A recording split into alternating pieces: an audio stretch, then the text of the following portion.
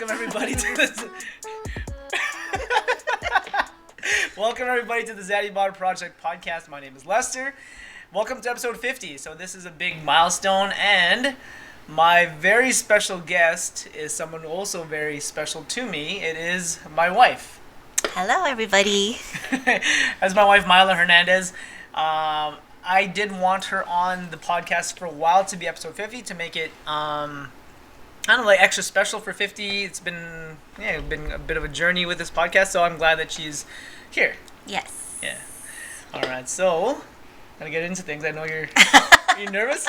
I'm nervous. Yeah, because I knew that when you had said that you wanted me on for 50, then this is when you were probably on your second episode. I was like, okay, sure, why not? But now we're here. Yeah. So it's like... You probably thought like, he's not going to do 50.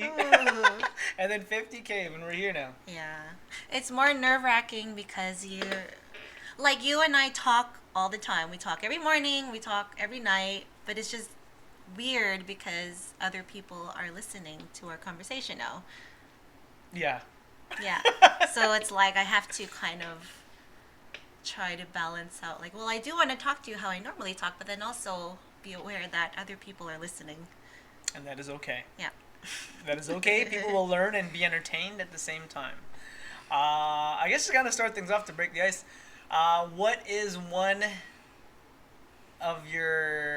big lesson you learned that from 2020? Would it be a good thing or a bad thing, indirect thing, or something you... 2020, last year. Last year. Or I guess since the whole pandemic thing, which we're still kind of in. Mm-hmm. We'll just say 2020 more specifically. One thing I learned in 2020 was, I think like everybody agrees, is time with your loved one is very important. Yeah. Mm-hmm. Yeah.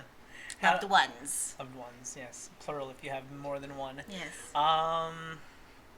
How did that, like, what was, now, kind of going deeper into that, what was on your side of things, how was our relationship, me and you, and then also with the kids before the whole pandemic and the whole... It was good, but I just felt like we were always rushing. Mm-hmm. Like we were always like on some sort of schedule, because obviously my schedule is very busy, working full-time as a dental hygienist, and you had your thing, your business with the gym, so, and then we had the kids, so having to just try to fit everything in, and then also family time and quality time with other people. It was hard to connect with each other, and we were really trying, staying up late just to connect with each other, and sometimes it just didn't work out. So yeah, that's true. It was busy, and then with the with all this stuff, like before the pandemic, like, because we're at the age where everybody's like married and has kids and has stuff going, or they're about to get married and about to have kids, it was always like, what party event is it this weekend? Yeah, there was always something, like, always. And if I wasn't working, then I had like errands and like appointments and lunch dates, which I don't mind doing, which I like doing. Yeah. Mine was just work. If it wasn't our like weekend like christening or a house blessing or someone bought a house or someone's having a kid or something like that, it was like, oh, I gotta work. Yeah. Right? It was like that. And so the pandemic was nice because it was a little break from having plans, I guess. But it's nice being able to, like, now that things have loosened up a little bit and we're able to see everybody and celebrate more things, it's kind of nice to see people a little bit at a time. Yeah. I agree. Being safe. Yeah, so that was a good thing. Having a bit more time together where we were more cognizant of our blessings, I guess, of having each other, having the kids. And then because we didn't, 3 months, we didn't work, right? Yeah. But it was exhausting because we had the kids all the time. Yeah, and I remember crying sometimes because I was just so, I don't know, overwhelmed. And I just wanted to stay in the room and just cry and just pretend I wasn't there. Which sometimes you did. I did. You did. That's fine. Don't judge that. Yeah, I mean, it was different, right? Like, because you and I have been so go for the last, like, how many years that, like, it forced us to, like, calm down and not do anything. So it was good that we had our, like, mornings together. We just had coffee and stuff. We'd get up at, like, 5, and then we're like, And you would never get up at 5. You're not. But now I'm an early riser. Yeah. I get up at 5 every day. So that was all fun. good. That was fun doing together and all that stuff. So that was cool. And then going back into now, I guess with the how things are now, not just like with like the whole pandemic thing, but what are you now carrying from 2020 to now? Like say with our, because you had mentioned obviously the big thing was family and time together. How has that changed to now? How things are, like what has converted over positively? From the pandemic to now. Yeah. I balance. Like I'm really striving on trying to balance, keep things balanced with myself, with the kids, with us. Mm-hmm. You know, there's more things. So just putting things in priority too. You know, our kids always come first, but also ourselves. Myself, I come first. So I think that's important. Yeah. So going, I wake up early just to meditate and work out, or just not do anything really. Just be awake by myself in silence. Yeah, or because we don't have that. No. Once they wake up, it's game over, man. It's get to work. It's like those like the not memes, but like the thing when you see it online for like when someone's like, oh, do this, like, oh, you must not have kids. That's what I think. Well, some of them, not all of them. Yeah. Some of them. Yeah. But it's more meaningful. Depends on the situation, I guess. Yeah. That is true. Now, kind of rewinding, what was your upbringing like? My upbringing, okay. It was, you know what, I've had so many happy memories. I think. I mean, I'm the youngest of 2. I have an older sister, which you know. I grew up with a lot of cousins. Well, there's 3 other cousins that I grew up with. But if I were to like think back to how things were, my grandma, my mom's mom, Lola, lived with us. So, I don't know. I thought we had some good memories. I have some good memories from the past. My mom and dad worked a lot like yours, right? So they were also caregivers or nurses' aides. Yeah. So even though they worked a lot, I saw them a lot. So it was a little different. That's different. Yeah. I didn't like I feel like I did. I feel like because I think that whenever they weren't working, they both took the time to take us to a lot of places, even all around like the city or Manitoba. Like I have a lot of memories, and then even the pictures show it. We have a lot of pictures and videos of us doing things like that you and I do with the kids now, like take them to places all over Manitoba. Like I remember going to like Lower Fort Garry, doing that thing with them. Little road trips to like Grand Forks, I think, Minneapolis. I just remember doing road trips with the family. It was good. And my grandma or my Lola stayed with us half the time. Like every 6 months, she would go home to the Philippines. So she was with us half the time. Oh, I didn't realize she went back and forth like that. I know a lot of like, Filipino like grandparents do that. I didn't realize so she did she that. stayed with you guys all the time. No, Okay. she did that. So until she got like quite old and she couldn't anymore physically. Yeah. But she took care of us while my parents were working. And I love her to death. I mean, she had passed away in 2007, but Rest in peace, she Lola. was Rest like in my peace. second mom, and I slept with her. We shared like a bedroom together till I was a teenager or preteen, I guess. Yeah.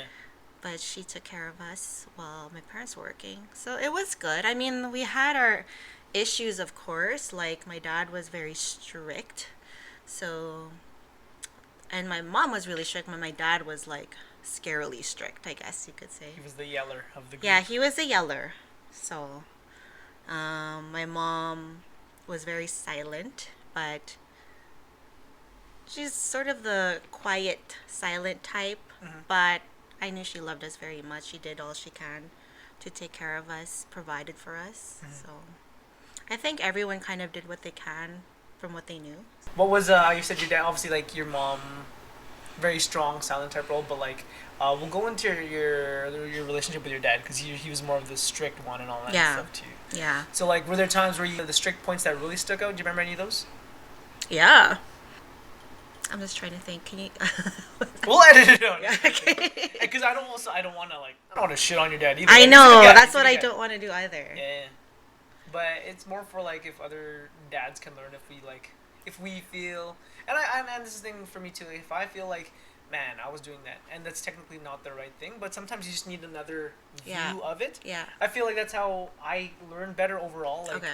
if I can if I see myself in like a good thing or a bad thing, then I'm like, ooh, like it's it's hard to see those things, right? So if this can help out in some sort of way, but like say just strict overall, it could be a relatively general thing. If it's like strict, was he like, say you're a preteen or something or an adolescent, is he like not letting you hang out with your friends, go certain places? No, that was more my mom. Oh really? Okay. My mom didn't let me do a lot of things. It was more so like he was very angry for a lot of things, like a lot of yelling. Yeah. Which was very scary. I thought at that age when you're like 5, 6, 7 and your dad's yelling at you, it's scary. I wouldn't say he would like hit us, but like there are times where I would like there's some physical if he'd like push a door open, it's like scary. You know? Kind of aggressive. Yeah. I mean, like, and the things that like when I see that too, I'm like, that was me at one point. Yeah. Right? Because I like in kind of going into our marriage, like that's how it was early on for me. Even though yes, I love my kids and you and everything, but like if I lose my temper, which I try not to, right? Then it's like it's 0 for me. It's like 0 to 100. I was gonna say like 40, but no, but that's but that's the real thing though. Like I feel like it is obviously like we talked about earlier, like me doing more therapy, which I should, and I probably will book in more. The anger thing I feel because like when I see your dad, and even to this day, like him being an older guy, like. He has his jokes. Yeah. He's a funny guy. He's easygoing, but I've also kind of seen him where he's also probably not to your extent when you're a kid, but I've seen him like be upset. Yeah. Right, and I feel like, dude, that's like me. And then I'm like, I married my dad. And you married your dad. Hey, I'm a fun, easygoing guy, and then I get mad. Yeah, exactly. That's exactly it. Marry your dad. Yeah. Well, my dad was like, I love my dad. Like, I don't know, my sister might have had a different experience, I think, but my dad spent a lot of time with me, I think. Like, I remember that too. So it was kind of one or the other. Like, he took me biking, he played volleyball with me. I really liked playing volleyball, so he would take me outside and we would do like, we'd bump to each other because he used to play volleyball too. So we played volleyball together, take us out. We did a lot of biking, him and I. We did a lot of biking all around, like the Maples and Garden City area. Yeah, that's what I'm saying. Episode number 2, the bike with your kids. That was the inspiration. I'm like, Dad, bike with you? My dad didn't bike with me. Dad didn't know anything with me. And I remember like little things like, because he's the type of dad that likes like the thought of things, like I like the thought, I like the idea of like us getting together and like happy family memories. Like I remember some Christmases where he would take out a guitar and then we would sing. That's crazy. That's sing crazy. Christmas carols. We have pictures of that That's too. crazy. Like he's that kind of it's dad. so funny because when I hear that, and that's awesome, right? But I'm like when I hear them, I'm like, yeah, right. We have pictures. I know you guys. You guys have so. And the thing, like, the big thing from when we were like dating early on, I'm like, man, you guys have a lot of photo albums. Yeah. Right? Like, and you guys have video. We have a lot of video videos. content. Like, we didn't even have a camcorder, right? Like, and it's not like, and our parents worked the same jobs. Like, how do you guys have? We didn't have a camcorder. Right? I don't know. That stuff's important to him, right? Or them. Like, that's really important to them. And which is why it's important to me, Yeah, that's true, right? And that's what carried on from, like, I guess from your upbringing to our relationship. Is like, now we're, like, when you're, like, it's Sunday, what family thing you're going to do? I'm like, I'm so tired. I'm like, at least something. Something. She said that's her favorite word. Just something. Just something. Just something. We gotta go do something. All right. And then we go do it. And then that's our Sundays. But yeah, because you guys have so many like photo albums, and then like a lot of pictures on the walls. Stacks, yeah. Pictures on the walls, and then obviously the video cassettes and all that stuff. I know, and I wish because my dad, it was during the time of beta, so he had so many like. The video, I guess the video camera, when you put the beta cassette in there, he had that with the big light. Holy. So we always had that running. But we lost a lot of the beta, which I'm so sad about because we had that flood in Yeah, our basement. yeah. That was that big flood back in like the 90s. Yeah. Yeah. I think everyone had that flood, especially because we lived like houses apart. Yes. Yeah. So. And you guys went on like family vacations, like. Yeah, we went on a few, not like anywhere exotic, but like the Philippines. The Philippines is pretty exotic to some Drove people, down to yeah. California one year. Mhm. What else? Yeah. Nothing like huge, like Grand Forks, Minneapolis, things like that, right? The Philippines, though. Philippines, well, that's where their family's there. So. Yeah, that's true. But we never, I mean, like, my friends are there, like, I mean, I know my mom went once when we were, like, I want to say grade 7 or something like that. Yeah. And then, she was like, well, we were grade 9, because when my Lola passed. And then, or my grandma passed. And then she's like, I remember, because she left, there were these stack of chairs in the kitchen, like plastic lawn chairs. Mm-hmm. And she's like, put this away. Right? Mm-hmm. And she came back from the Philippines 2 weeks later, and they were still there. Then we got in trouble. We were like, oh shit, we forgot to put the chairs away. And then, more, I guess, like, with your upbringing, too, like, having a sister now, just having just girls in the house. Yeah, my poor dad. Poor dad, right? I'm just kidding. No. I think of that now. I think he enjoys it. I'm pretty sure he did. Because but now I'm like with one bathroom. Yeah, no kidding. We did it. Your dad we did it. That's why he has all this stuff in his room. Just his comb is in his room, and his products are in his room because he's so used to getting ready like in the bedroom by himself in the washroom.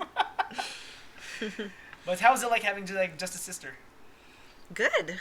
Yeah, I mean, like it was nice growing up with her. Like she is, I think 3 to 4 years older than me, but it was nice to have a big sister, someone to follow around, you know, a little role model of mine. And then down the road, we became really good. We got really close, so it was nice. It was nice to have that connection.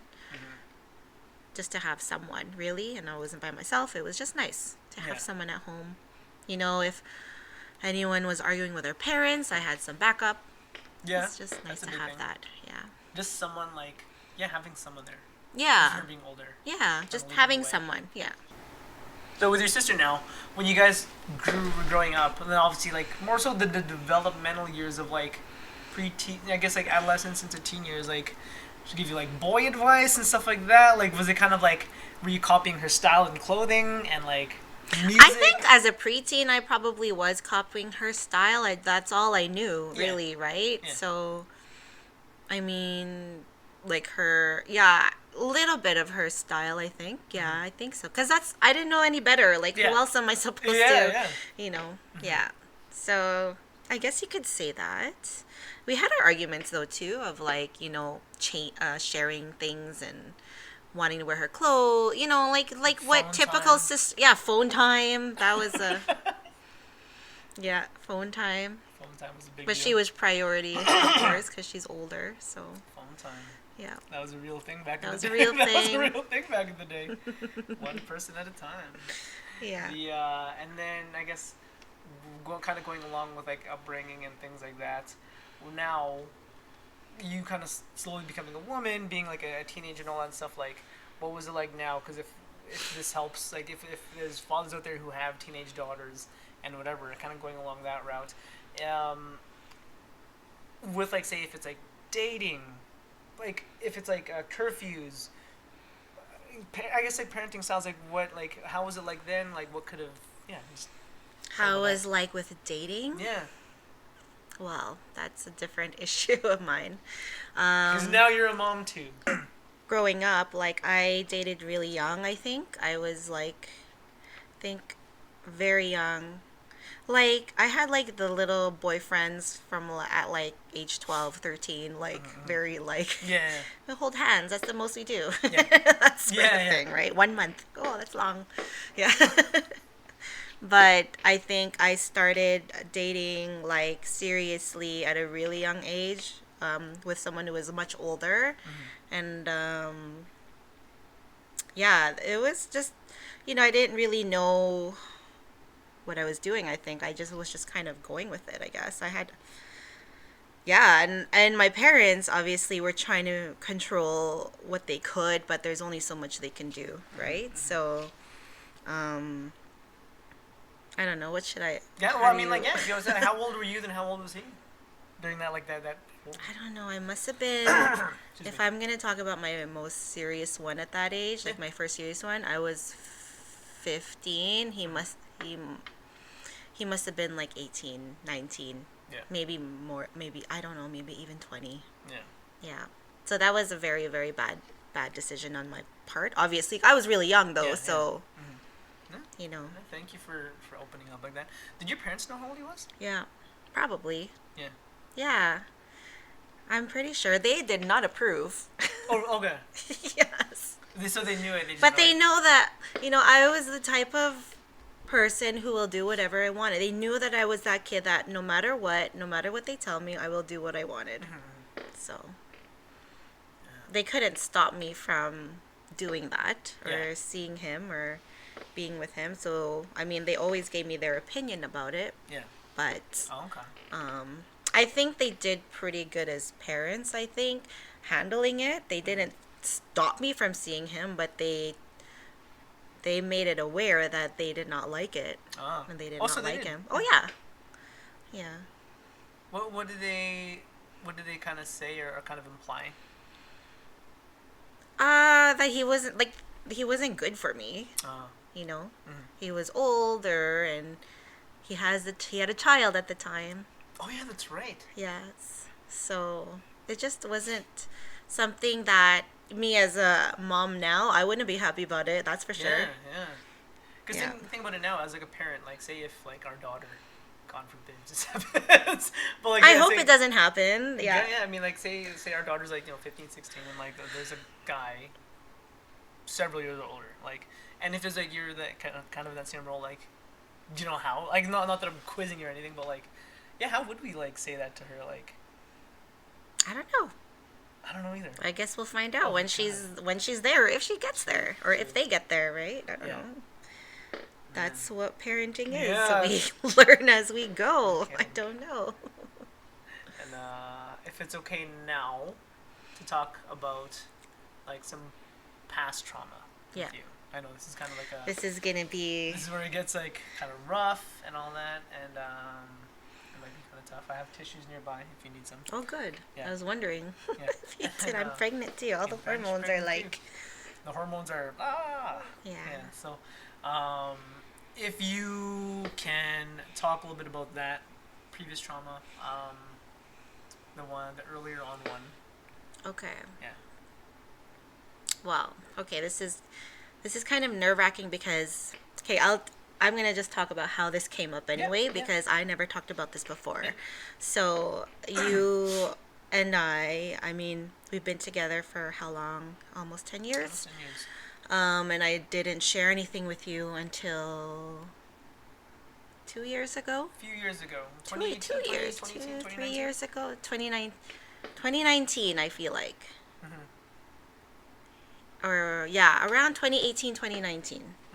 And so that was just 2 years ago. And this all just started up because I started trying to make some steps of getting myself better. So I decided to start taking some courses for myself on how to develop, self-development and things like that. So it took having to do some meditations, which I was very foreign to me like 5 years ago, and I slowly started getting into it. Now I love it. That's like I can't go a day without it. No. But It's when true. I started, you're different when you don't. I cannot, yeah. But anyways, when I started meditating, taking this course actually got me to really meditate and dig deep into like the deeper part of me. And So when you past- were you meditating before a little bit? Before I was this course? meditating before that, but I was just kind of learning, Not like right? this, though. No, like now I'm kind of when I meditate, it's something else where I get into this trance, and it's just such a good experience. It's a good feeling. I get into this really good trance when I meditate. and I like, yeah. Anyway, it's such a good feeling. So I would choose meditating over working out. But anyway, so when I started like getting into that, um, things started to pop up that I had forgotten in the past, and I guess like the old traumas, and I guess that was like my inner self, kind of bringing up what needs to be healed. I guess I'm gonna interpret it that way. Yeah, yeah. Right? Because apparently, because I've seen some energy healers too, and they had said that that does happen. You know. So while I was meditating, there was a memory that popped up that I must have buried, and I was. So, anyways, I was. Tell me if I'm like rambling too much. No, this is I'm great. a little nervous because this You're is doing just. great, and thanks for. I just start. Yeah. Anyway, so at 14 years old, I was. I guess you could say I was assaulted. Sexually assaulted by a family friend. I was I was away in a different country, I guess the Philippines, you could say. My parents sent me off I went off with my uncle and auntie, and I was 14. And there was one night where we were all, my cousins, they were much older than I am. They took me out to the bar, which I guess 14-year-olds in the Philippines, like, that's allowed. Mm-hmm. There was no limit, I guess. They gave me some alcoholic drinks. It was the first time I drank in my life. I remember it being gin. It tasted disgusting, but they gave it to me, and that's the very first time I drank anything. And I got very drunk, and from there, I guess I don't remember what happened, but little flashbacks sort of kind of came up. And now I just remember, like, there was one time they had a friend of theirs tag along with them, and I'm pretty much sure, like, as they were taking me home, like, I was in the car, I was on the back seat with one of them, and I guess there was no room for me to sit, so they had me lying across everyone's lap, and my head was at this man's, crotch, mm-hmm. and I'm pretty sure, there was, like, something in my mouth, right? And then, like, it was kind of a blur, but the next day I was very hungover, the next morning, and then I got a phone call from this man. They said, "Oh, it's for you." So I talked to him, and I guess it was real because he said something like, I'm trying to remember what he said. He's like, "You were really good last night." And that sort of like kind of mm-hmm. let me know, like, okay, that really did happen. That happened. And then I must have blocked it off. It's traumatic. Yeah. It's scary. Yeah. So I guess, like, moving forward, that came up, and you were the first person I told ever in my life. Mm-hmm. Yeah. Like anybody. Yeah. And then from there, I just kind of told, like, some very close friends, and I mean, I'm healing from that. I'm doing counseling. Yeah. So, yeah. Yeah, no, that's a big thing. Thanks for sharing it with me initially, then thanks for sharing it here. Yeah. Because that's not an easy thing for people to talk about, right? Like the past traumas and things that were, like, scary. It's so many feelings in one that it's just hard to pinpoint or to label exactly what it is, but it's like it's being, like, scared, being ashamed. Yeah. Is that right? Like being, like, almost like embarrassed and, like, second guessing yourself. Yeah. All those things. And I never told anyone because it was shameful. Like, what would happen if I told my parents? Like, are they going to get mad at me because I went out with my cousins and I should have said no? Like, but, I was talking to my counselor, and she's like, well, you're going to, she said, like, and she validated, like, how I felt, I guess, at the time, where it's like, well, you didn't know anybody. You're mm-hmm. with these people that you're supposed to trust. Mm-hmm. You're in a place where no one really speaks. I don't know how to speak, like, fluent Filipino or Aklanon is mm-hmm. what they were speaking. But, you're in a foreign country. Your parents aren't there, of course. Yeah. So. Yeah. So that was. So you were like 14 or something, you said, or 15? 14. 14. Yeah. And obviously, like, it was a scary thing, and then it was kind of like reaffirmed the next day, like, hey, you know, like, with that call you got.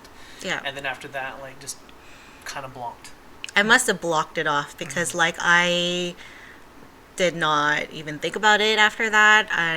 But it has, I know that experience had affected the way I was after. I know now I'm looking back, like, the choices I made, like, how I thought of myself, definitely had affected. So when you say how I thought about myself, Yeah, I thought it was disgusting till, like, recently. Okay. Tears are coming. And that's a nervous laugh, right? I was trying before this podcast. I was like, before we came on, I'm like, I'm not gonna do the nervous laugh, and I'm doing the nervous. like how you felt about yourself. Yeah, I was just very insecure, unsure of myself, disgusted. I always felt ugly, and I'm pretty sure it's because of what happened. And I just never spoke up. So. Yeah.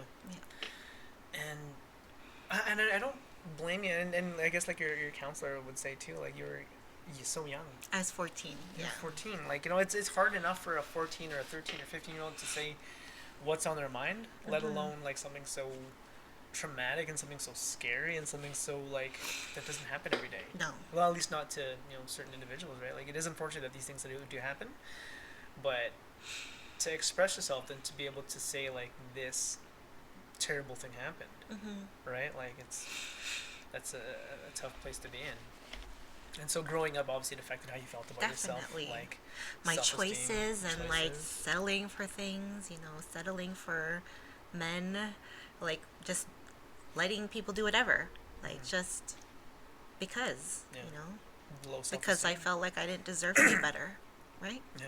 So And so that affected your choices, like in you know, the guys you dated after that, Yes. and like just how you felt about yourself, like.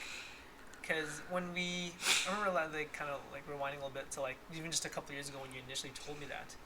I remember the week you told me of like your expressions were changing, right? If you noticed that or not, you were like very like you looked stressed out and you looked like something was bothering you. Yeah. That week, I remember there was like it's like at least a few days or a week prior to you telling me this. 'Cause I remember that night, and you were so like. It's like it's one of those things that like hey, something's going on. Like what's going on? It's like that, and it was a heavy week for you, or heavy like maybe 3-4 days of it. Yeah, it was weighing on me. Yeah. Until you finally obviously said it, and then so it took a lot of like courage for me to tell you because I wasn't sure if you were gonna judge me or you're gonna like think I was gross, because that was like the one fear is like you're just gonna think I'm this gross person, like I don't know. Or tainted, or just that feeling of being judged, right? No, and obviously I didn't, but like, and also like to for those who are listening that who might have a partner or a kid or someone kind of going through something like that, what kind of like say the response that you're looking for, right? Like, because you were scared to be like judged by me, right? Afraid to be judged by someone like you love, and all that, right? Like, what's the best way that obviously I guess it turned out well because like you told me, then it slowly after that became a bit easier and easier, and then kind of healing that trauma through like therapy and counseling and all that. What could like say either a father or a brother, a partner could like, or a friend, what would be the best way they can like kind of respond to that if someone were to tell them like I got assaulted? It wasn't your fault. It wasn't your fault. Yeah, it wasn't your fault.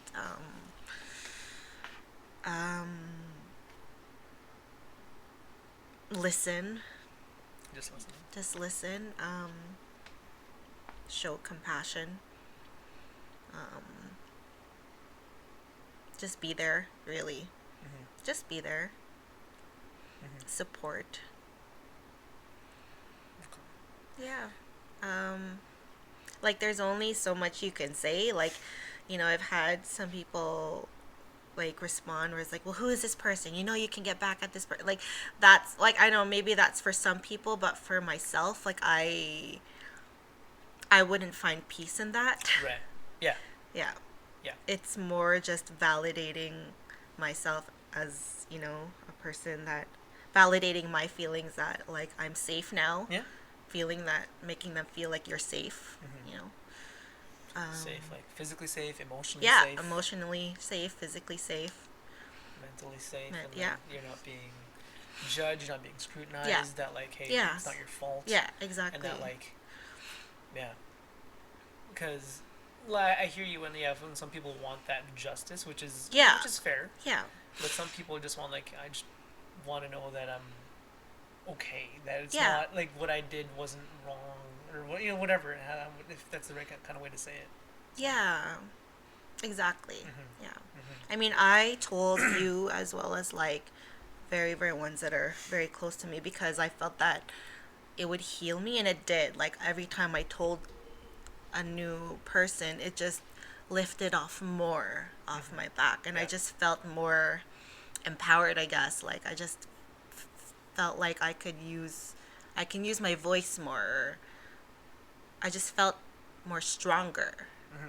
Yeah. Yeah. And though, because there has been a definite difference in the last 2 years in like our family and our relationship since then. Yeah. Right. Obviously, it's been like the healing has been a process, right? Where I'm still healing. yeah, you know? right. Like, and so I remember that time, and then after that, I remember that whole week after you told me too. It was because you're still going, I think, through that course still, still going through the other meditations and things like that. And I remember that week or even that month, you're like, I'm tired, I'm exhausted. It's exhausting. Like once you like let your guard down and you like your energy is just like wasted. It's exhausting having to go through those emotions again, and usually like 2 days after I'm just tired. Like I just want to sleep all day. Yeah. Yeah. Yeah. I remember that time. It was just like by the afternoon by the afternoon you were like, oh, like it was like you'd have like a headache and you like, I just need to lie down. Yeah. And things like that. I remember that time. That was like obviously it's a rough go, and the healing process. What is what has the healing process been like? I know obviously you said once you told me that you told like a handful more people, things got lighter and lighter. What else was the healing process like now? Like how so? Like I guess feeling better overall in that sense of like, because when you went from feeling like low self-esteem and kind of damage and things like that, and then kind of going from telling me, how have things, I guess, like gotten better emotionally or internally for you? So I feel like since having told you and other people or some very close friends and family, I just feel more loved, I guess, by myself more importantly. You know, like I feel like I love myself more, and you know, even the way I look at myself, like I look at myself now, and you know, before this I would just, no matter what, I always find like something.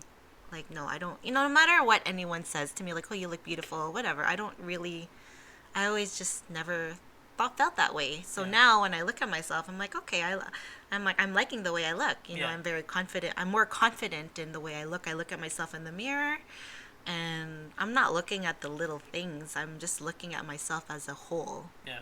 And the things I've been through and what I have, you know, and. So the meditations have helped after that? Oh, absolutely. Exercising, yes. Well, that was a big deal. But they go hand in hand. Like meditating and exercising. I've been meditating more, but because I've been meditating more, like I'm just more mindful with the way I feel. And when I exercise, like I'm more mindful about it, you know. I'm more mindful with the way I feel, and I feel like, okay, I probably should exercise more because my body's telling me that, right? Yeah. Well, even then, like because I remember even in regards to exercising, when we were together early on, it was very like cardio, I need to lose weight. Yeah. Right? And it was like that for several years, for like 8 years of us together, and obviously before me. And then like just recently in 2020 more so, 2019, 2020, right, when the gyms were kind of shut down, we just worked out from the basement. But you did more lifting weights. Just a lot more weight training. More weight training than ever. Yeah. And then like how did you feel about yourself then? I guess in the stronger. Yeah. Stronger physically, mentally, emotionally. You look great. Thanks. Yeah, you look great. But no, I remember that it was a process. It wasn't just like, here's this thing and I'm healed. It was like, this is now a new start. Yeah. If that's kind of fair to say. Pretty much. You opened up to me, then a few more, and you're like, okay, now. And then that's like when the healing process started. Yes. If that's fair to say. Yeah, that's where it sort of started. Well, first was telling you, and then going from there. I guess. Yeah. Well, then when you're working out, and then you were working out differently because you weren't just focusing on losing weight and doing cardio. And No. you were starting to like. I just wanted to be strong. Yeah. Yeah. And you look great. You look Thanks. strong. And like the way I felt, like even like food wise, like I changed my diet quite a bit, and I found that like eating dairy. I even saw I've been seeing a naturopath, and she said to avoid dairy, gluten if I can, because I'm intolerant to that, and yeah, even just focus like less sugar, and it's just all goes hand in hand. Who would have thought? Who would have thought, eh? Mind, body, food, exercise. It all works together. It all works together. Amazing, huh? Yeah. And to kind of go along with the trauma too. Yeah. Another, unfortunately, if you want to kind of talk about it a little bit, another unfortunate event. Yeah. Later years after that. Yeah. So this was in my 20s, mid-20s, and I had gone again with a friend to the Philippines. And I hope she's not listening because I don't want her thinking this was her fault, because it was not. But Probably not. It's yeah. It's not your fault. I went It's not her to fault. where her hometown was, because I'm not from there. Like my family's not from there, so I didn't know anybody. And I went and hung out with some of her friends, because she had a friend that she wanted to hang out with one night. So I decided to, hang out with her friends, and alcohol involved, of course, because that's what they do, I guess, right? And me not having a voice at the time and being shy, sure, I'll take some drinks. Yeah. And then, I went to the bathroom. I was already kind of drunk already, and I went to the bathroom, and some guy followed me in, and he like assaulted me. He pretty much pushed me against the wall and forced himself on me, and walked out of there. And I just kind of walked out of there like kind of stunned, and I didn't know what to do, if I should like say something. I was in the middle of the ghetto. Yeah, and that's scary. That was it. So yeah, and I don't like to use the word rape, but I pretty much got raped, I guess, and I blocked that out of my memories. Yeah, that was because you had brought that up after the initial one. Yeah, this one I think was harder to tell you and anybody, because the way I was thinking was I was much older, so I should have known better. Yeah. And you felt... And I felt like, well, I was drinking. Maybe I shouldn't have done that.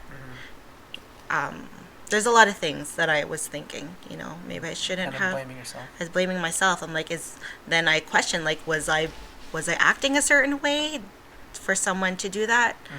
Did I dress a certain way for someone to do that? Yeah. Yeah. Yeah. It's not your fault. Yeah. It's not your fault. Thank you. It's not my fault. It's not. And yeah, when you told me that, it's hard to hear, right? But never once was ever like, what did you do? You know what I mean? Like I would never be like, why would you do that, right? And this Which is not the way to go. Yeah. It's not. If someone were to tell you news like that, it's not. Yeah, last thing you That's want to the hear last is like, thing what you did need. you do? How come that happened? Like, Yeah. to answer these questions. So if there are other fathers, if there's other partners, spouses, whoever are listening, Or did you like this person? Yeah, we think, was this a guy you had an interest in? Yeah, right? Like, yeah. That's not the point. This guy was a stranger, by the way. Yeah. I didn't know him. Yeah, it's not the point, right? If that happened, and so if there are other guys listening to this, if you have a loved one who has gone through some form of trauma, in that sense, like in this case, like sexual assault, very traumatic, that like it's not their fault, right? It doesn't matter if they drank or if they dress a certain way, if they look a certain way, right? If they're out at 3 a.m., right? That it's not their fault, and that the fact that like even though they told you what happened, and that might only take 10 or seconds or so, like, you know how long it took them to tell you that? So the last thing that they need is for you to be like, for them to take months or years to tell you, because they probably have this flashback. Then over the years, that flashback kept getting bigger and bigger and bigger, and then it becomes more vivid. The last thing they need is for someone to put them down or to question their decision making, and to question like their morals or their ethics or their and all those things. So all that you can do, as unfortunate as the situation is just to be there for them. Right. Yeah. To be kind. Yeah. To have empathy and to let them know that they're loved and that it wasn't their fault, and that and to let them feel that they are protected and they're safe. Yeah, I agree. So, and because you had told me that story obviously after the initial one, I think it was like maybe, was it months afterwards maybe, I want to say? Yeah, I would say it was like towards it was last year. Yeah. January. Yeah, that's right. I remember. Yeah. Yeah, it was before, yeah, you remember. Yeah, of course you remember. And it was before the pandemic. Mm-hmm. Yeah. And then during that time, like, the same kind of healing process, more of the same, I guess, was it for you? Like, yeah, because this memory came up like at that time. Yeah. It just it was weird because I was working. I remember working and it just came up like in my memory for some reason. And yeah, since then it was like bothering me. And this was the time when, too, remember when I just like didn't want you touching me? Yeah, we'll talk about that too. Yeah. There was I just didn't want you to touch me. Yeah, there was, and that was a tough thing for me as a husband, and because after a while I was like, and we'll go through kind of different layers of it, was that when you started becoming distant physically, right, like, and we all have needs and stuff like that, and so like when I would try to be intimate with you, like it was always no. At first it was like, I don't feel like it, I'm tired. Right, and all that. I'm like, okay, right, trying to be respectful as I can, and then it was just like your body language would change. It wouldn't, not like you were mad or anything like that, but it was like, oh, she's just really not into it. Yeah. Right. Yeah. And it made sense afterwards, because at first those things that was held in for like maybe 2 years. Yeah. I want to say a year and a half maybe. So like we weren't, and I don't mind saying this stuff, like we weren't, as long as it's okay with you, we weren't intimate for like very few times in like maybe a 2.5, 3 year period. We also had kids too, but yeah. But yeah. The couple times we did it, I did it right. But like I remember those times because we weren't intimate often. It was rare. Yeah, I know that we were, and obviously now knowing these things, obviously I don't blame you. I didn't blame you even when I didn't know. Yeah. But I remember because even I, as your husband, was like, oh, she just doesn't. I was like, because then after a while, after like kind of we talked about before, like being rejected so many times, it's like, well, I don't even want to try anymore, right? And so it's like we kind of grew a little distant. We were still like obviously like we still had a good marriage and we still talked and things like that, but that intimate part of our relationship wasn't really there. Yeah. Yeah. And I just it was all in my mind, I think, and in my head, I was even wondering, like, why am I like this? Why, like, I'm attracted to you. I look at you, I think you're one of the most attractive men. You are the most attractive. My head is gonna grow. My head is gonna grow so big after that. But like, I'm like, I just didn't understand. I didn't understand myself. I'm like, why can't I get into it? Why can't I just be intimate with him? And it was even just little things, like you would talk about my bum and I would get so like so offended. I'm like, what are you doing? Don't look at me like that, and I was just getting triggered and it was just getting worse. I always felt like there was like, you're just looking at me as an object. Right. That's how I felt like, you're just if I wear something like nice, I'm like, you're just looking at my butt. You're just, and it got to that point where we weren't doing anything. Yeah. I felt terrible, but I just didn't understand, and I didn't want to force myself to do something I felt like I didn't want to do. Like, okay, do I just let him do this? Yeah. Like, do I just let this happen and not feel it, just like how it was done before, like when I was assaulted. Like, do I just let this happen then? Traumatic. Yeah. And yeah, during that time when we weren't intimate, yeah, I felt like as a husband too, like as your partner, I'm like, oh, she's just not attracted to me anymore. I was And like, that wasn't the case. yeah, But it was hard for me to understand myself. yeah. Well, Yeah. and now that it makes sense, obviously, like when you say these things, and because at that time I'm like, oh, she's just like not attracted to me. I think part of me was like, oh, it's because I don't have a big dick and all that stuff like that too, right? Like, oh, it's because of my dick, things like that, right? Oh, it's not attracted to me physically, and then yeah, all these things, right? It goes through your head, it goes through people's heads, right? And so Yeah. honestly, like as a man, if there's other guys listening to this, that like, oh, like I'm not good in bed, not physically attracted to me. Um, yeah, a lot of that. Then also too, because like we're getting older now. Like I'm 35 or 37, right? Then I'm like, oh, and then there was a moment, and then I was like, oh, this is just how it's gonna be now. I was like, Yeah. we're just a couple that just doesn't do it, and I was like, I don't. That sucks. Yeah, I was like, that sucks. I was Yeah. like, I'm very physically attracted to you, right? And so I'm like, oh, that's it then, I guess, right? And obviously, like we overcame that. Yeah. She's pregnant, by the way, if you guys don't know. Yeah. Third baby coming in 6 weeks, 7 weeks. I don't know. I I'm don't 33 weeks. Soon enough. So I guess. we'll see what happens. Yeah. But after, like, so I remember that period. That was like a kind of a long stretch, 1.5, 2 years almost of that, right? Almost 3 maybe, something like that maybe. Yeah. There was a pretty long period. Yeah. And during that time, do you remember what it was like, kind of coming out of that too? Because that was the point where I'm like, oh, this is just how our relationship is. Do you remember how it was coming out of that, where we're now a little bit more intimate? We're just kind of like maybe hugging more, cuddling more. And Yeah. then, Yeah. yeah. Well, I think it was the idea of me feeling more safe with you. And that it was just that safety feeling.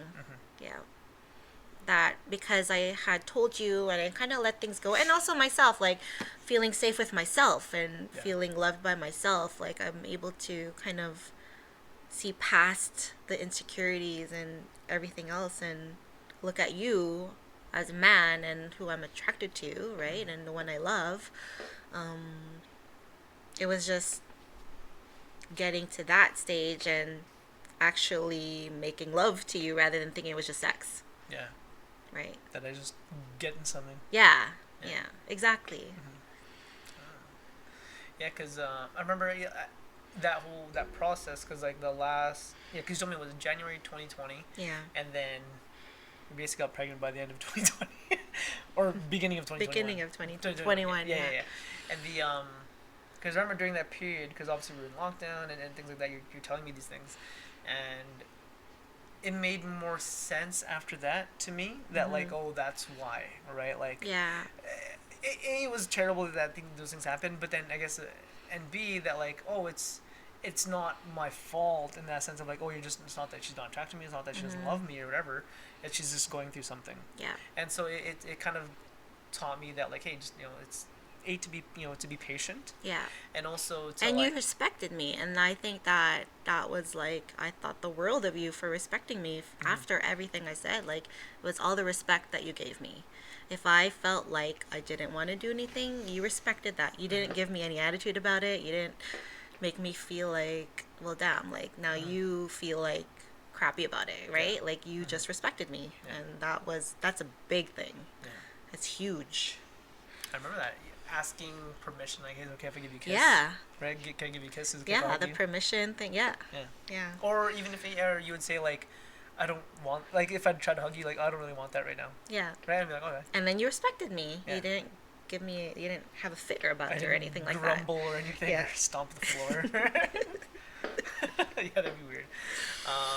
Yeah, and then during that time, and then understanding that like she's healing from trauma, she's going through something right now, and that like it's not my fault, it's not her fault, and to have that patience, and and also to be more than. I guess more than that was to be like, okay, well, how can I also help too? Was to be like, hey, how can we do this together? Right. And it was like, then I felt like our relationship became more of a partnership, and we're like, hey, we're really doing this together. Yeah. Like, right, whether it be, and it's weird because like obviously we've been married for like several years before that, and going on year 7, right? Yeah, going on year 7 now. But then like the years before that, there was always something that separated us just a little bit. Yeah. Right. Then after that, I was like, oh, we're really doing this thing. Yeah. And I felt great. Yeah. And then so you mesh really well. Yeah, and so then over time we kind of started to grow, and like our relationship grew, stronger, and we could talk about more things. We can open up more, and then it was easier to now kind of talk about whatever, and parenting was easier in that sense. Yeah. And then our kids would see us, I guess, kind of seeing. They see everything. Yeah. Right? And so we're not perfect. We still like argue. Oh, they see us argue. We still bicker from time to time. They see us argue. They ask me why. I'm like, because your dad's not doing this. Yeah. Dad's fault. That's why I'm mad. Yeah. Well, they can see our vibe when we're kind of like mad about something or like upset about something. They're like, so your dad made me feel like this, and that's why I'm mad. Yeah. And then, or cause they would yell at me. They would yell at me if we're fighting. It's my fault. They yell at Dad, and like, hey, no, Mom and Dad just have to talk. Yeah. Right, and then that's cool because like they need to understand that Mom and Dad have to talk about stuff. And they see us make up. They see us talking. They see us make up. So they see us hug afterwards. They see us hug. Yeah. All that, and the kids feel better because they cry too when we're like fighting and stuff. And I know. And then we got to bring them in, and we all kind of group hug and stuff together. Yeah. Yeah. So. I hope that's okay to do with them. I don't know. I don't know, man. Like, we'll find out. We'll find out in 10 years, I guess, or 15 years. We'll see what happens. Yeah. But, yeah, and during that whole, the last year of our relationship, the kind of growing and understanding each other more and being more patient with each other. And part of it being that as a husband or as a man, that, like, we want to fix things. Yeah. Right? A part of it was like, well, if this is wrong, we fix, like you fix something. If something's broken in the house, you fix it, right? And when something was not right in a relationship, okay, well, how do I fix it? It wasn't gifts. Yeah. It wasn't like, me cooking more or something or cleaning more. It wasn't those type of fixing things. Right. It was just like a part of me had to be like, to not put it on me in a way of like, it's not your job to fix things right now, just be there. Yeah. So if that helps the other guys out there, like, you don't have to just always fix something. Yeah. You can just like fixing something, quote unquote, can be just you being there. Being there, yeah. Yeah, being present. Yeah. Listening. Yeah. Understanding, right? And sometimes understanding, feeling, making me feel, or you making you feel heard. Right. Yeah. Sometimes those things like it's tougher for the guys to do sometimes. So then, just to be present and just talk about stuff, and it doesn't always happen in the first 30 seconds of a conversation. Sometimes, like after an hour or two of talking, then the real things might come out. Yeah. It's not going to be like, okay, what's wrong? Well, this. Yeah. Okay, this. Yeah. Thanks for the 2-minute convo. It's not like that. It's like there's times where we would be up and we'd be like kind of arguing, and we're sitting there at the edge of the bed, and we're both kind of like bickering, but we're like, why are we even mad at each? What are we upset about? Yeah. And then like an hour or two later, like, oh, that's why. Yeah. Yeah. It's happened a lot. It's happened a lot. Many times. Well, I'm glad that we did, and here we are now. Yes. Third kid, yes. We don't have anything ready. No. Kind of pros now. Kinda, I don't know. I don't think I'll ever be a pro at this. That's true. We're just kind of going with it. Yeah. See what happens. Yeah. At least we have the kids' bunk beds ready. Yeah. But they still call us. That's right. Call you. That's what I sleep. Because what's been happening now, for those who are listening, we got the bunk beds about a month or so ago. Yeah. About over a month ago. And then the top one is like a single bed. The bottom one is like a double, right? So it's just so we can have the room ready for the baby, I guess. Because we have 3 rooms on the main floor of the house. And to now move Karina, our daughter's room, her stuff into like Lewis's room, so like that's the bigger room, I guess, amongst the 2. So now that they share one, now Karina, because she was sleeping in a crib before, or a crib like slash toddler bed, crib, right? Yeah.